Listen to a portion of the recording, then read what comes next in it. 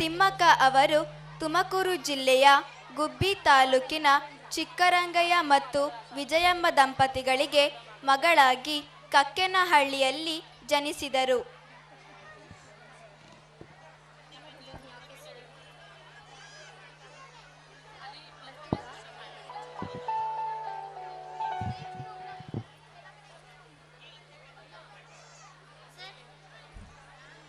ತಿಮ್ಮಕ್ಕ ಅವರು ಅವರ ತಂದೆ ತಾಯಿಗೆ 7 ಜನ ಮಕ್ಕಳಲ್ಲಿ ಒಬ್ಬರಾಗಿದ್ದರು. ಇವರು ರಾಮನಗರ ಜಿಲ್ಲೆಯ ಮಾಗಡಿ ತಾಲೂಕಿನ ಹುಲಿಕಲ್ನ ಚಿಕ್ಕಯ್ಯ ಎಂಬ ದನಗಾಹಿಯನ್ನು ಮದುವೆಯಾದರು.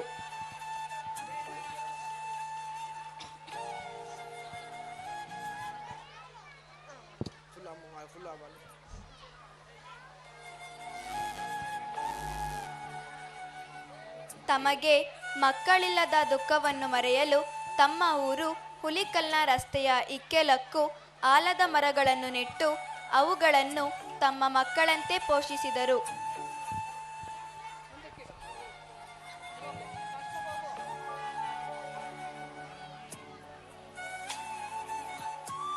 ಇವರು ಮೊದಲ ವರ್ಷ 10 ಸಸಿಗಳನ್ನು ಕಸಿ ಮಾಡಿ ಅವುಗಳನ್ನು ನೆರೆಯ ಕುದೂರು ಗ್ರಾಮದ ಬಳಿ 5 ಕಿಲೋಮೀಟರ್ ದೂರದಲ್ಲಿ ನೆಟ್ಟರು. 2ನೇ ವರ್ಷದಲ್ಲಿ 15 ಹಾಗೂ 3ನೇ ವರ್ಷದಲ್ಲಿ 20 ಸಸಿಗಳನ್ನು ಇದೇ ರೀತಿ ನೆಟ್ಟರು.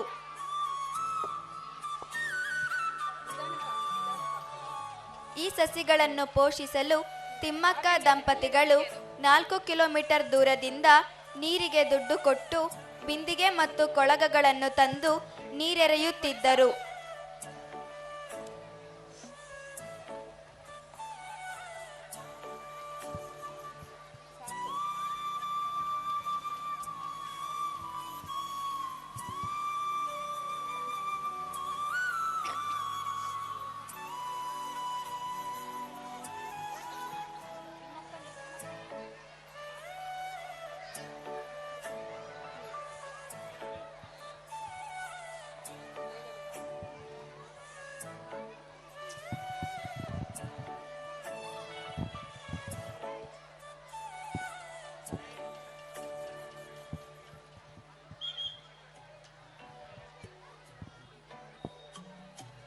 ಎರಡು 2016ರಲ್ಲಿ ಸಾಲುಮರದ ತಿಮ್ಮಕ್ಕ ಅವರನ್ನು ಬಿಬಿಸಿ ವಿಶ್ವದ ಅತ್ಯಂತ ಪ್ರಭಾವಶಾಲಿ ಈ ಸ್ಫೂರ್ತಿದಾಯಕ ಮಹಿಳೆಯರಲ್ಲಿ ಒಬ್ಬರು ಎಂದು ಪಟ್ಟಿ ಮಾಡಿದೆ.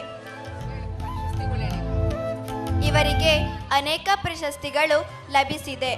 ಅವುಗಳಲ್ಲಿ 1997ರಲ್ಲಿ ಇಂದಿರಾ ಪ್ರಿಯದರ್ಶಿನಿ ವೃಕ್ಷಮಿತ್ರ ಪ್ರಶಸ್ತಿ, 1995ರಲ್ಲಿ ರಾಷ್ಟ್ರೀಯ ಪೌರ ಪ್ರಶಸ್ತಿ, 2000ದಲ್ಲಿ ಕರ್ನಾಟಕ ಕಲ್ಪವಲ್ಲಿ ಪ್ರಶಸ್ತಿ, 2010ರ ಸಾಲಿನ ಪ್ರತಿಷ್ಠಿತ ನಾಡೋಜ ಪ್ರಶಸ್ತಿ, 2019ರಲ್ಲಿ ಪದ್ಮಶ್ರೀ ಪ್ರಶಸ್ತಿ, 2020ರಲ್ಲಿ ಕರ್ನಾಟಕ ಕೇಂದ್ರೀಯ ವಿಶ್ವವಿದ್ಯಾಲಯದಿಂದ ಗೌರವ ಡಾಕ್ಟರೇಟ್ ಲಭಿಸಿದೆ.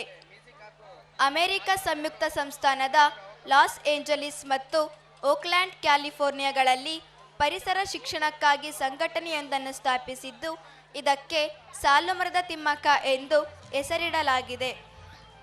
ಪರಿಸರ ಬೆಳವಣಿಗೆಯಲ್ಲಿ ತೃಪ್ತಿ, ಸಂತೋಷ, ಬದುಕಿನ ಸಾರ್ಥಕ್ಯವನ್ನು ಕಂಡ ವಾತ್ಸಲ್ಯ ಮಹಿಮಾತೆ ಶ್ರೀಮತಿ ತಿಮ್ಮಕ್ಕ ಅವರ ಹೆಸರು ಇಂದು ಕೂಡ ಅಜರಾಮರವಾಗಿದೆ.